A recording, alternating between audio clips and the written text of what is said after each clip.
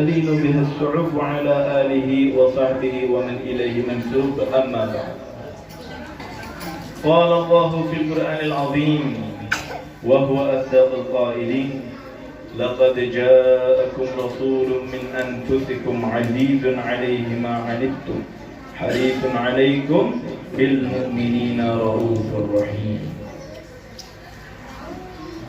وقال رسول الله صلى الله عليه وسلم ما من أحد يسلم علي إلا رد الله علي روحي حتى أرد عليه السلام. وقال رسول الله صلى الله عليه وسلم أيضا من أحيا سنة من سنتي فقد أحبني فمن أحبني كان معي في الجنة أو كما قال رسول الله صلى الله عليه وسلم. Alhamdulillahirabbil alamin. Puji dan syukur selalu kita haturkan kehadirat Allah Subhanahu wa taala yang tiada habisnya, selalu memberikan nikmat kepada kita. Yang mana jika dibandingkan dengan perbuatan-perbuatan kita selama ini, baik yang diketahui banyak orang maupun yang kita ketahui sendiri, seluruh perbuatan kemaksiatan, seluruh pendurhakaan kita kepada Allah, jika dibandingkan dengan kenikmatan yang Allah berikan kepada kita, kita ini termasuk orang yang tidak pantas untuk mendapatkan kenikmatan dari Allah. Betapa sering kita melupakan Allah, betapa sering kita melupakan perintah-perintah Allah, berapa sering kita melanggar perintah Allah. Bahkan bukan hanya tidak mentaati perintah Allah, tidak mengerjakan perintah Allah, bahkan kita berani melakukan yang Allah haramkan, yang Allah larang, yang telah Allah tetapkan untuk tidak boleh dikerjakan oleh hambanya, tetap kita kerjakan. Perbuatan kemaksiatan kita, kedurhakaan kita kepada Allah, bukan hanya meninggalkan perintah Allah, bahkan kita berani menjalankan apa yang Allah larang. Tidak semua dari kita, tidak ada yang pernah terbebas dari apa yang namanya dosa. Pasti yang bebas dari dosa, bebas dari perbuatan maksiat hanya Nabi Muhammad SAW. Selain itu, saya termasuk kita semua yang ada di sini tidak pernah luput dari yang namanya salah dan dosa. Jika dibandingkan dengan seluruh dosa-dosa kita, kemaksiatan kita, kedurhakaan kita kepada Allah, mulai kita kecil, mulai kita balik sampai sekarang, seharusnya nggak pantas kita mendapatkan kenikmatan yang luar biasa. Bukan hanya Allah tidak mengadab kita, Allah tidak mengadab kita, ditambah lagi Allah tidak mencabut nikmat yang Allah berikan kepada kita. Coba kalau umatnya Nabi yang sebelumnya, umatnya Nabi Allah Lut, maaf, suka sesama jenis, laki suka dengan laki, perempuan suka dengan perempuan. Enggak, Allah bukakan pintu taubat, habis. Enggak nurut sama Nabi Allah Lut, habis. Enggak pakai 1-2, enggak tunggu beberapa tahun, habis. Di bumi hanguskan, habis. Umatnya Nabi Allah Nuh, enggak mau patuh dengan ajaran Nabi Allah Nuh, yakni ajaran Allah Subhanahu wa taala.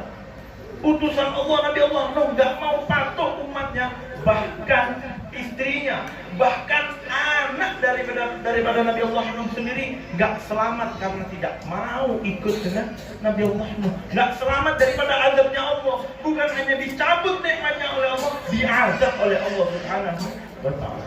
Tetapi lihat umatnya Nabi Muhammad, ya Allah, yang terjadi perbuatan kemaksiatan yang terjadi di zamannya Nabi Allah Lut, suka sesama jenis, terjadi dengan umatnya Nabi Muhammad. Yang tidak patuh dengan ajaran Nabi Muhammad yang Nabi Muhammad perjuangkan hidup dan mati sampai Nabi Muhammad berdarah-darah memperjuangkan ajaran Islam ini. Di akhir zaman umatnya Nabi Muhammad banyak yang melalaikan perjuangan Nabi Muhammad. Dengan apa?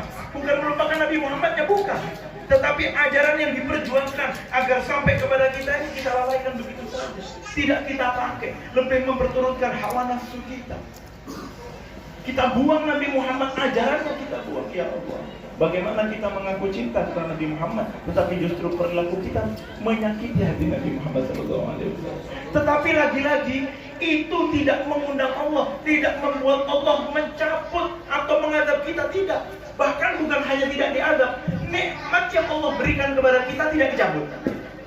Nikmat rezeki masih Allah berikan, nikmat ketentraman di dalam hati masih Allah berikan, nikmatnya kesehatan dalam diri kita masih Allah berikan. Bukan karena siapa kita, kita bukan siapa-siapa di hadapan Allah. Setinggi apapun jabatan kita, sebanyak apapun harta kita, semulia apapun kita, setinggi apapun kecerdasan kita, ilmu yang kita miliki, kita bukan siapa-siapa di hadapan Allah Subhanahu wa ta'ala. Allah masih sampai sekarang, walaupun kita sering lupa kepada Allah, walaupun kita sering bermaksiat, Allah masih cinta, Allah tidak mengadab, bahkan Allah masih memberikan nikmat kepada kita, bukan karena kita siapa, tetapi yang Allah pandang adalah ini umatnya siapa? Umatnya Nabi Muhammad sallallahu alaihi wasallam. Yang Allah pandang bukan kita, tetapi Nabi kita, panutan kita, pedoman kita, yaitu Rasulullah, kekasih Allah Subhanahu wa ta'ala. Maka dari itu sepantasnya bagi kita untuk selalu bersolawat kepada Nabi Muhammad SAW sebagai rasa bentuk terima kasih kita telah menjadi penyebab Allah tidak mengadab kita. Bahkan Allah tidak mencabut nikmat yang Allah berikan kepada kita. Mudah-mudahan kita dikumpulkan bersama Nabi Muhammad. Amin. Ya ikhwan, terkadang kita tertanya di dalam hati, kenapa kita harus memperingati hari kelahiran Nabi Muhammad SAW? Kenapa harus dimeriahkan seperti ini? Apa tidak bisa cukup hanya dengan berpuasa sebagaimana yang dilakukan oleh Nabi Muhammad SAW? Yang penting itu kan memuliakan dalam hati, bukan di ucapan, bukan di perilaku. Oh tidak cukup hanya dalam hati. Kepada Nabi Muhammad SAW, tugas kita, kewajiban kita daripada Allah kepada Nabi Muhammad tidak hanya sebatas bersolawat, tetapi kita wajib untuk memuliakan Nabi Muhammad, menghormati Nabi Muhammad SAW setinggi-tinggi mungkin. Setinggi-tingginya penghormatan kita kepada Nabi Muhammad masih belum ada apa-apanya dengan penghormatan Allah dan kemuliaan Allah kepada Nabi Muhammad SAW. Jadi tidak ada yang namanya berlebihan dengan bergembira atas hari kelahiran Nabi Muhammad, tidak ada. Semua yang kita rasa berlebihan itu masih belum ada apa-apanya dengan penghormatan yang Allah berikan kepada Nabi Muhammad SAW. Jadi nggak ada yang namanya berlebihan dengan bergembira atas hari kelahiran Nabi Muhammad SAW. Bahkan bergembira dengan hari kelahiran Nabi Muhammad ini termasuk ibadah yang paling tinggi. Salat 5 waktu wajib bagi kita, nggak mungkin kita tinggalkan. Tetapi syarat sahnya harus lengkap. Kalau di kitab syarat sah salat yang pertama Islam. Harus beriman dulu kepada Allah, baru sah salatnya. Kalau belum masuk Islam, belum bersyahadat, belum beriman kepada Allah, biar salat 50 kali sehari, belum sah salatnya. Belum bisa diterima di sisi Allah Subhanahu wa ta'ala. Tetapi bergembira dengan hari kelahiran Nabi Muhammad, walaupun sekalipun tidak beriman, tetap bisa mendapat keistimewaan dari Allah. Syekh Abu Lahab, lihat Abu Lahab bagaimana? Tidak beriman kepada Allah, bahkan memusuhi Nabi Muhammad. Hanya bermodalkan gembira atas hari kelahiran Nabi Muhammad, mendapat keistimewaan daripada Allah Subhanahu wa ta'ala. Yang urusannya dengan Nabi Muhammad, ini seluruh umat, baik muslim maupun yang bukan muslim, semuanya akan dapat keistimewaan dari Allah dan tidak akan terputus amalnya yang berhubungan dengan kemuliaan Nabi Muhammad SAW. Kemuliaan hari kelahiran Nabi Muhammad SAW luar biasa. Loh, memangnya hari kelahiran Nabi Muhammad saja yang mulia? Kan ada malam-malam di bulan Ramadan, ada malam hari raya Idul Fitri, ada malam hari raya Idul Adha. Kenapa bukan malam-malam itu yang lebih harus kita muliakan? Mana lebih mulia antara malam hari raya Idul Fitri, malam hari raya Idul Adha, malam-malam di bulan Ramadan, bahkan malam Lailatul Qadar yang ada dalam bulan Ramadan itu, mana yang lebih mulia dengan hari kelahiran Nabi Muhammad? Malam hari kelahiran Nabi Muhammad. Loh, kok disebut malam hari kelahiran Nabi Muhammad? Hari Nabi Muhammad kan lahirnya subuh, waktu fajar. Kok disebut malam hari? Ya kita tentunya malam hari kelahiran Nabi Muhammad SAW. Nanti kalau saya sebut fajar hari kelahiran Nabi Muhammad, bingung lagi nanti. Fajarnya yang mana fajar? Yang umum kita kenal adalah malam hari kelahiran Nabi Muhammad SAW. Mana lebih mulia dari hari-hari yang lain? Malam-malam yang lebih mulia tersebut, malam Lailatul Qadar, mana lebih mulia dengan malam hari kelahiran Nabi Muhammad? Jauh lebih mulia dan jauh lebih tinggi malam hari kelahiran Nabi Muhammad SAW. Sebab apa? Malam Idul Fitri, malam Idul Adha, malam-malam mulia di bulan Ramadan, bahkan malam Lailatul Qadar tidak akan ada tanpa hari kelahiran Nabi Muhammad SAW. Tanpa kelahiran kelahiran Nabi Muhammad kita nggak akan kenal yang namanya Idul Fitri, Idul Adha, malam bulan Ramadan nggak akan kenal. Bahkan Lailatul Qadar kita nggak akan kenal tanpa hari kelahiran Nabi Muhammad Sallallahu Alaihi Wasallam. Dan sebagaimana kita harus bergembira dengan hari kelahiran Nabi Muhammad SAW dengan harapan Allah mengampuni kita, Allah mengistimewakan kita, sebagaimana Abu Lahab yang bergembira dengan hari kelahiran Nabi Muhammad mendapat keistimewaan daripada Allah, maka kita juga berharap, ya Allah, dengan gembiranya hati ini dengan hari kelahiran Nabi Muhammad, dengan gembiranya hati ini dengan hari kelahiran Nabi Muhammad, memuliakan hari kelahiran Nabi Muhammad, mudah-mudahan Allah mengistimewakan kita sepanjang waktu. Amin ya Rabbal Alamin. Jika dihitung-hitung, jika kita tidak berharap agar Allah mengampuni kita, mengistimewakan kita, walaupun kita ini adalah pendosa, tetapi pengen diistimewakan daripada Allah, jika bukan dengan cara bergembira dengan hari kelahiran kekasih Allah, dengan cara apa lagi? Kita dengan sholat kita sering gak khusyuk, sholat kita sering lalai, sering telat, bahkan ditinggal. Dengan apa lagi kita hendak mengharap ampunan daripada Allah, dengan apa lagi? Sementara dosa kita sudah cukup banyak, kemaksiatan kita sudah sangat banyak. Tetapi jangan pernah putus asa demi Allah.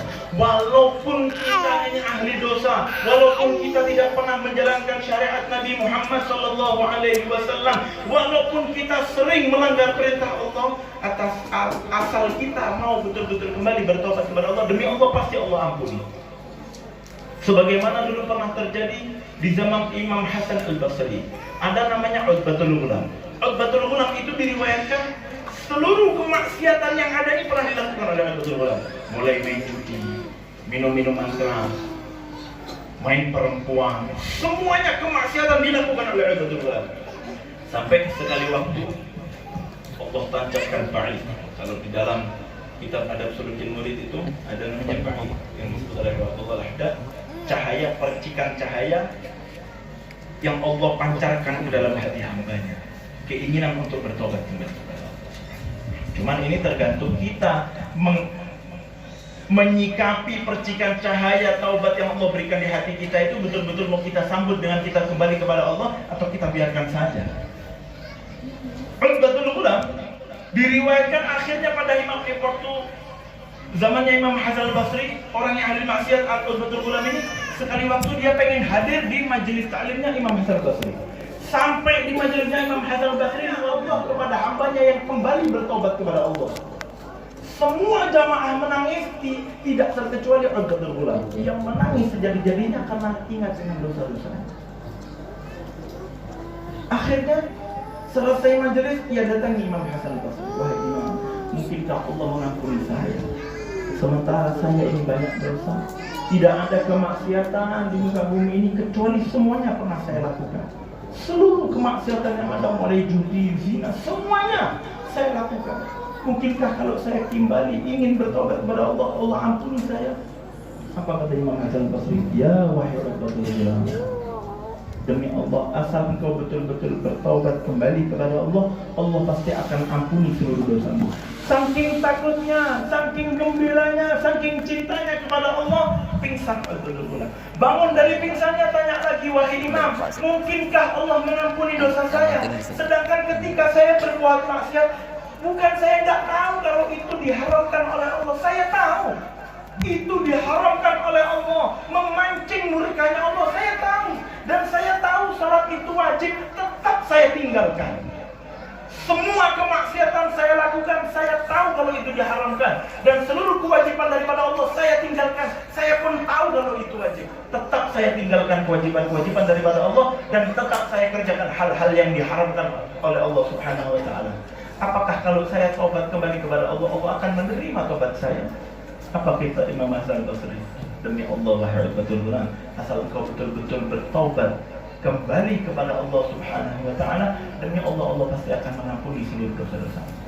Saking takutnya kepada Allah, pingsan Utbatul Ghulam. Bangun dari pingsannya langsung doa, ya Allah, in kunta qabilta taubati, apabila engkau terima tobatku ini ya Allah, maka berilah aku kemudahan untuk memahami ilmu Al-Quran, untuk memahami ilmu hadis. Ya Allah, apabila Engkau terima taubatku ini, ya Allah, berilah aku kemudahan, berilah aku suara yang lantang ketika aku menyampaikan ilmu Al-Quran, ketika aku menyampaikan hadis-hadis Nabi Muhammad SAW, membuat setiap pendengar menjadi ingin bertobat kembali kepada Allah Subhanahu wa Ta'ala. Ya Allah, apabila Engkau terima taubatku ini, maka berilah aku rezeki yang tanpa pernah aku sangka-sangka. Diterima oleh Allah, dalam kitab itu disahkan diterima taubatnya oleh Allah. Bahkan diriwayatkan Utbatul Ghulam menjadi orang-orang yang dekat kepada Allah, yang terkenal doanya sangat mustajab, sampai banyak orang-orang berduyun-duyun berdatangan kepada Utbatul Ghulam untuk minta doa daripada Utbatul Ghulam, karena terkenal doanya yang langsung dikabulkan oleh Allah Subhanahu wa Ta'ala. Orang yang asalnya jauh daripada Allah, dari dunia yang sangat gelap, ketika bertobat kembali kepada Allah, tidak menutup kemungkinan bisa menjadi orang-orang yang sangat dekat dengan Allah Subhanahu wa Ta'ala, bisa menjadi wali-walinya Allah Subhanahu wa Ta'ala. Dan ini tidak hanya Allah berikan kepada Utbatul Ghulam saja, tidak. Allah berikan kepada seluruh umat Nabi Muhammad yang mau kembali kepada Nabi Muhammad sallallahu alaihi wasallam. Maka jangan sia-siakan waktu kita. Jangan sia-siakan waktu kita hidup di dunia. Waktu ini sangat penting. Salah satu sifat yang paling hebat dari Nabi Muhammad, tidak pernah Nabi Muhammad menyanyiakan waktu. Waktu ini sangat penting. Sampai dalam Al-Quran, ketika Allah berbicara tentang waktu, Allah ada waktu, pasti ada waktu kosong di situ. Oh, sumpah. Wal asri, demi masa, demi waktu asar. Wal laili, demi waktu malam. Wal duha, demi waktu duha. Kenapa ada sumpah? Ini menunjukkan sangat pentingnya waktu bagi kehidupan kita manusia. Jangan sampai kita hilangkan begitu saja waktu. Kapan lagi kita akan kembali kepada Allah? Kapan lagi kita akan mengikuti ajaran Nabi Muhammad SAW? Sampai Allah peringatkan kita dalam hadis kursi, Ya ibna Adam, khalaqtuka li'ibadati fala tal'ab, wa dhamintu laka rizqaka fala tad'ab. Ya ibna Adam, khalaqtuka li'ibadati, wahai anak cucu Adam, aku ciptakan engkau untuk beribadah kepadaku, fala tal'ab.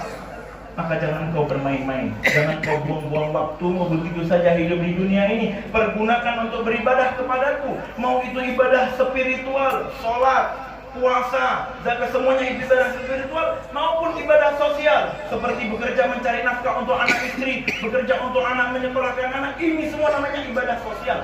Semua itu baik ibadah spiritual maupun ibadah sosial, kalau kita kerjakan karena Allah, akan mendapat nilai ibadah, dan kita akan digolongkan oleh Allah bukan orang termasuk yang memain-mainkan waktu. Maka jaminan juga daripada Allah, khalaqtuka li'ibadati fala tal'ab. Beribadahlah kepadaku, maka jangan main-main.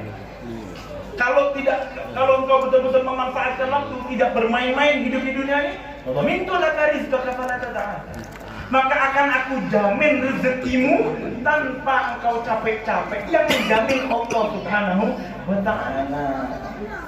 Hari ini Allah Tuhan, besok pun Allah tetap Tuhan yang maha membagi rezeki. Sampai kita mati pun Allah masih Tuhan yang maha membagi rezeki. Jangan pernah ragu dengan rezeki daripada Allah. Jangan sampai kita tinggalkan ibadah kita. Jangan sampai kita tinggalkan kesempatan kita untuk bertaubat kembali kepada Allah Subhanahu wa Ta'ala hanya karena mikirkan bagaimana makan anak saya di besok hari. Kalau saya, apalagi sekarang ini zaman susah, kalau tidak dari hasil yang haram, yang halal susah. Mending dari jalur yang haram. Mending sekarang kita taubat kembali kepada Allah, cari yang halal.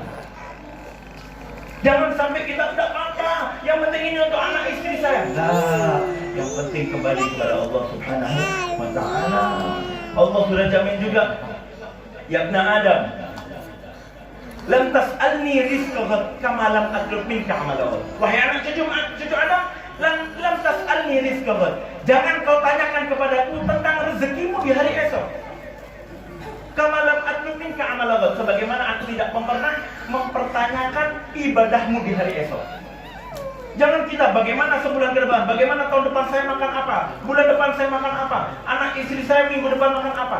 Lantas anni rizqaha, jangan pernah kau pertanyakan kepadaku tentang rezekimu di hari esok. Kama lam atlub minka amalan, sebagaimana aku tidak mempertanyakan ibadahmu di hari esok. Salat zuhur besok, ya besok kerjakan. Salat Jumat yang minggu depan, ya minggu depan kita kerjakan. Allah tidak pernah mempertanyakan, menuntut kita Sholatmu setahun ke depan kerjakan semuanya sekarang. Tidak. Besok, yang minggu depan, bulan depan. Sebagaimana Allah tidak mempertanyakan ibadah di hari esok untuk kita kerjakan sekarang, maka jangan kita pertanyakan kepada Allah tentang rezeki kita di hari esok. Pasti dijamin oleh Allah Subhanahu wa Ta'ala. Yakin nggak Allah Tuhan kita maha pembagi rezeki? Yakin nggak Allah Tuhan kita ini maha cinta kepada kita? Maka Allah pasti menjamin kita. Kemudian yang terakhir ya, ketika kita sudah punya rasa ingin bertobat kembali kepada Allah, kadang ada timbul, ya Allah mulai sekarang saya nggak mau tinggalkan sholat lima waktu. Mulai sekarang saya mau sholat terus. Mulai sekarang saya nggak mau meninggalkan sholawat. Tiap hari saya mau bersalawat kepada Nabi Muhammad SAW. Mulai sekarang saya mau berkata-kata yang baik kepada suami saya yang biasanya. Nah, mulai sekarang saya mau tobat ya Allah. Kadang suami pulang kerja malam-malam, kopi. Gak tahu orang capek seharian, ngepel, nyuci, jemur, rumah semuanya saya yang kerjakan. Kamu datang kopi. Bikin sendiri. Betul nggak? Betul. Pengalaman. Sallallahu alaihi Nabi Muhammad. Terkadang pulang majelis, pas hadir majelis, dibahas tentang begitu mulianya seorang suami di hadapan istri. Begitu harus bertutur kata yang baik seorang istri kepada suami. Si istri tadi itu dengar taklim, nangis, ya Allah ampuni saya. Mulai sekarang saya mau taubat ya Allah. Seminggu aja bertahan. Lewat seminggu, lagi. Itu. Bangun kesiangan dikit, bangun sudah. Betul. Padang suami kasih uang 200.000, alhamdulillah. Kasih 100.000, alhamdulillah. 5.000, 50.000, alhamdulillah. Begitu dikasih, ada ini kasih 10.000, alhamdulillah. Bertutur kata yang baik kepada suami susah. Kenapa? Apa nih masalahnya? Terkadang kita tobat, sholat seminggu, sholat akhirnya begitu lewat seminggu hilang lagi semangat untuk sholat ini, hilang semangat untuk bertobat ini, hilang semangat untuk betul-betul menjaga syariat, menghindari yang haram, menjalankan yang halal, itu hilang lagi padahal sudah berjalan seminggu. Kadang ada yang pasti majelis nangis, ya Allah sekarang saya mau tobat, mau sholat 5 waktu, ya Allah mulai sekarang saya nggak mau lagi bertutur kata, nggak mau marah-marah sama suami. Begitu pulang tetap rumah, suami ketiduran, marah lagi. Orang berjam-jam di depan gak dibuka-bukain. Lupa lagi, nangisnya tadi sudah lupa. Kenapa? Apa masalahnya? Kenapa? Cahaya taubat tadi itu, keinginan kita, semangat kita untuk bertobat kepada Allah gak bertahan lama di hati kita. Ini apa? Kurangnya rasa cinta kita kepada Nabi Muhammad SAW. Loh, kalau ditanya saya cinta kepada Nabi Muhammad, bedakan antara cinta dan suka. Suka dan cinta itu hal yang mirip tapi berbeda. Contoh, kalau tetangga kita punya burung yang bagus ini apa? Cendrawasih ke apa? Burung murai. Kicaunya, wah ini ada saudagar burung. Burung murai. Suaranya kicaunya bagus. Kita punya tetangga punya burung murai. Tiap pagi kita minum teh. Bikin teh, bikin kopi sambil merokok, dengerin suara burung murai. Bagus burung ini suaranya. Tiap hari kita lihat, burung tetangga saya itu bagus, burung murainya bagus. Akhirnya sekali waktu tetangga tadi nawarin, mau gak? Ambil aja kalau mau. Biar kada, biar kau beli 100.000 aku gak mau. Merawat anak-anakku aja aku capek. Apalagi itu merawat ini gak ada waktu. Kalau kicauannya aku mau, kicauannya aku suka. Tapi untuk betul-betul menjaga dia, aku gak mau. Ini namanya cukup suka, bukan cinta. Padahal hari-hari ia dengar itu suara burung murai. Tetapi kalau orang cinta beda. Orang cinta lihat burung murai, suaranya, kicauannya bagus, buntutnya panjang, ikut lomba ini menang. Mau dijual berapa? Oh kalau tidak 100 juta tidak saya jual. Beli, gataikan rumah, masya Allah. Ini kalau tidak 10 juta tidak saya jual. Beli, jual motor, padahal kreditannya belum lunas ini. Jual motornya, beli bro. Ini namanya cinta, ingin memiliki. Nah kita kepada Nabi Muhammad ini bagaimana? Cinta atau suka? Kalau suka, kita hanya Nabi Muhammad itu luar biasa. Nabi Muhammad itu tahajudnya luar biasa. Sampai kaki beliau bengkak. Antum tahajud Anda. Nah ini tuh suka. Nabi Muhammad itu istighfarnya sehari 100. Antum berapa? Kadang 1000 sebulan sekali. Nah. Ada lagi yang saya 2000 berapa setahun? Ya ilah Muhammad. Oke, bagaimana kita mengaku cinta tetapi ternyata kita hanya suka kepada Nabi Muhammad. Nabi Muhammad itu tutur katanya baik. Begitu ngomong Nabi Muhammad itu akhlaknya baik. Nabi Muhammad gak pernah marah. Anaknya rame. Coba diam kalau orang ngomong itu diam. Ini lagi membahas tentang akhlaknya Nabi Muhammad. Baru ngomong Nabi Muhammad itu tutur katanya baik. Nabi Muhammad gak pernah marah. Anak rame sedikit hilang akhlaknya Nabi Muhammad. Nah ini cuma suka dan bangga dari hadap Nabi Muhammad, tetapi belum termasuk cinta. Cinta itu bagaimana? Menerapkan apa yang dipakai oleh Nabi Muhammad dalam diri kita. Nabi Muhammad itu cinta sama istrinya. Nabi Muhammad itu kalau sama istri, Nabi Muhammad pernah pulang ke rumah, tahu Sayyidatuna Aisyah istri beliau lagi tidur di rumah, gak diketok rumah, tidur depan pintu. Tidur depan pintu. Ini manusia paling mulia, insan paling mulia, yang gara-gara Nabi Muhammad Allah ciptakan dunia dan seluruh isinya, surga dan seluruh isinya, langit dan seluruh isinya, karena Nabi Muhammad Allah ciptakan untuk Nabi Muhammad. Pulang, istrinya sudah tidur, gak diketok rumahnya, tidur depan pintu. Coba kita ketok 3 kali gak keluar, engsel jebol. Betul. Sallu ala Nabi Muhammad. Maka dari itu kita wajib menerapkan kecintaan kita kepada Nabi Muhammad. Cinta kepada Nabi Muhammad sallallahu alaihi wasallam. Bagaimana agar cinta itu timbul? Agar kita bisa mengikuti akhlaknya Nabi Muhammad. Sebab kalau kita belum cinta kepada Nabi Muhammad, gak bakal awet kita bisa mengikuti akhlaknya Nabi Muhammad. Pengen cinta sama sholat, cintai dulu yang mengajarkan sholat. Pengen cinta dengan akhlak yang baik agar kita bisa istiqomah akhlak yang baik, bukan hanya sehari, bukan hanya seminggu, bukan hanya sebulan, tetapi sampai akhir hayat kita istiqomah menjalankan sholat, istiqomah berakhlak yang baik, istiqomah bertutur kata yang baik, istiqomah untuk tidak pernah marah. Gimana caranya itu semua? Cintai dulu yang mengajarkan itu semua kepada kita, yaitu Nabi Muhammad SAW.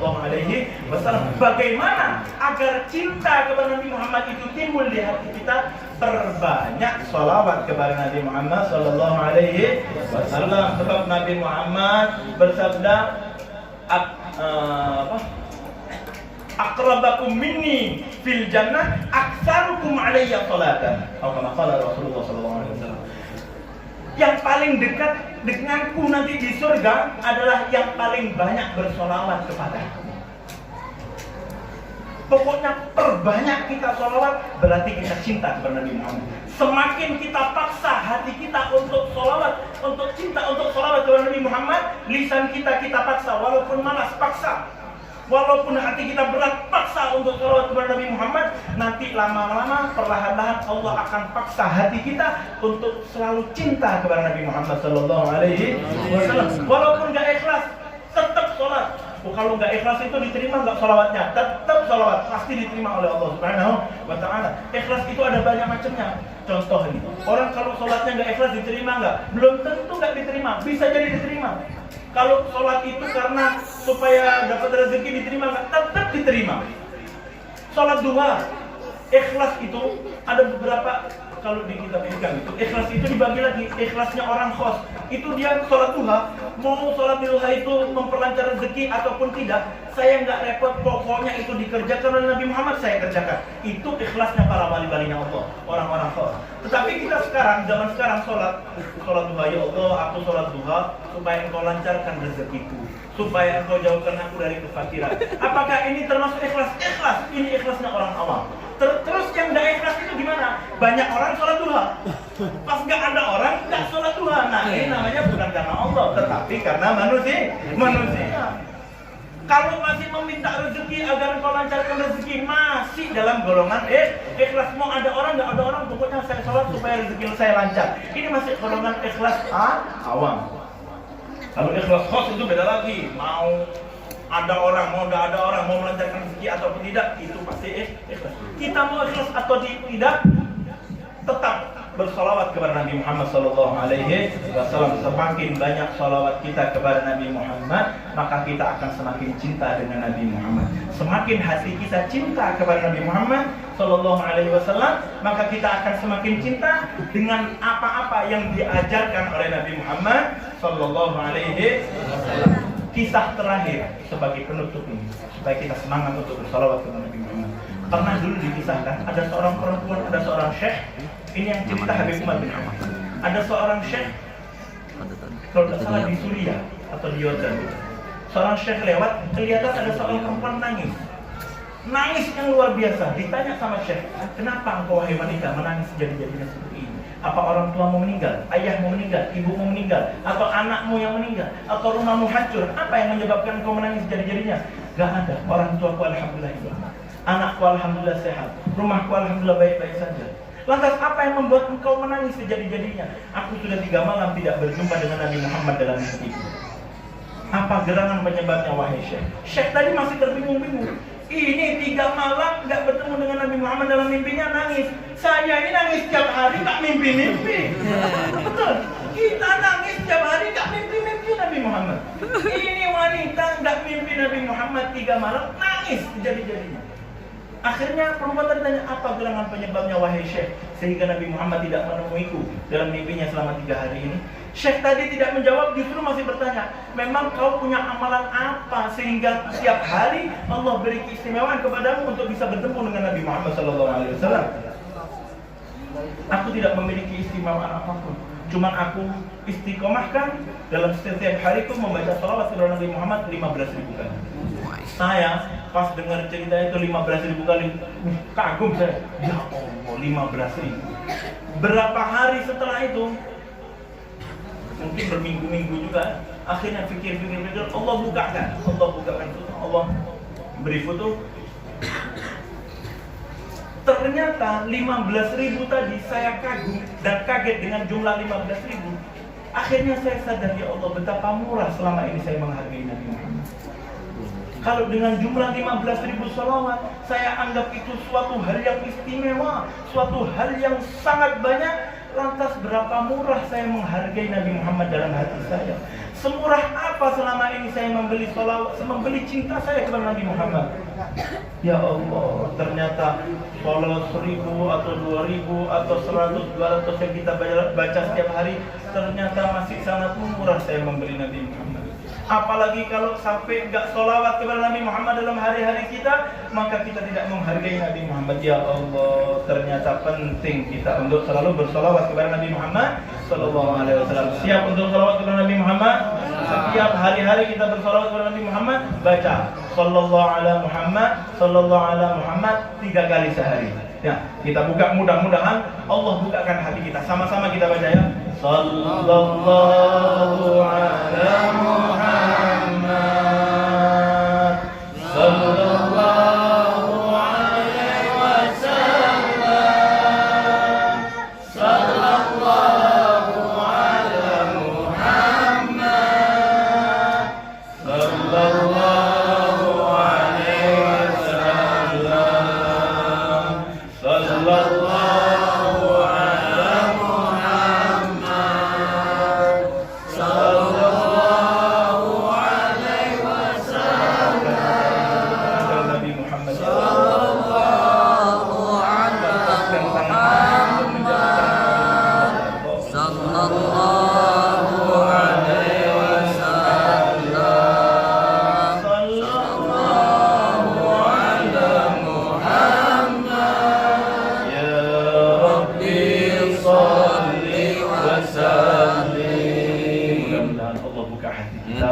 Allah pantaskan hati kita, Allah bersihkan hati kita yang penuh maksiat ini, sehingga hati kita disucikan oleh Allah, sehingga hati ini pantas digunakan menyimpan rasa cinta dan rindu kita kepada Nabi Muhammad SAW. Allah hapuskan dosa mata kita sehingga pantas mata ini untuk memandang manusia yang paling suci, kekasih Allah Nabi Muhammad SAW. Ya Allah, hapus dosa tangan ini ya Allah yang sering kami gunakan untuk bermaksiat, sehingga tangan ini pantas digunakan untuk menggandeng Nabi Muhammad SAW. Ya Allah, hapus dosa kaki kami ya Allah, sehingga kaki ini pantas digunakan melangkah pada jalannya Nabi Muhammad sallallahu alaihi wasallam. Selamatkan kami ya Allah, jadikan kami orang-orang yang dekat dengan Nabi Muhammad sallallahu alaihi wasallam. Amin ya rabbal alamin. Intinya hadirin, gembirakan hati kita dengan hari kelahiran Nabi Muhammad. Semoga gembiranya kita dengan hari kelahiran Nabi Muhammad SAW menjadi penyebab Allah mengistimewakan kita. Walaupun kita banyak dosa, Allah pasti istimewakan kita berkat hati kita bergembira dengan hari kelahiran Nabi Muhammad SAW.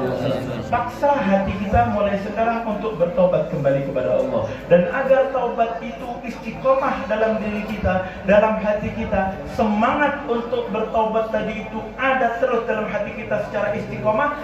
Perbanyak sholawat kepada Nabi Muhammad sallallahu alaihi wasallam. Mudah-mudahan Allah berikan hati kita yang istiqomah untuk selalu bertobat, untuk selalu bersalawat kepada Nabi Muhammad sallallahu alaihi wasallam, sehingga kita menjadi orang yang selamat di dunia sampai akhirat. Amin ya rabbal alamin.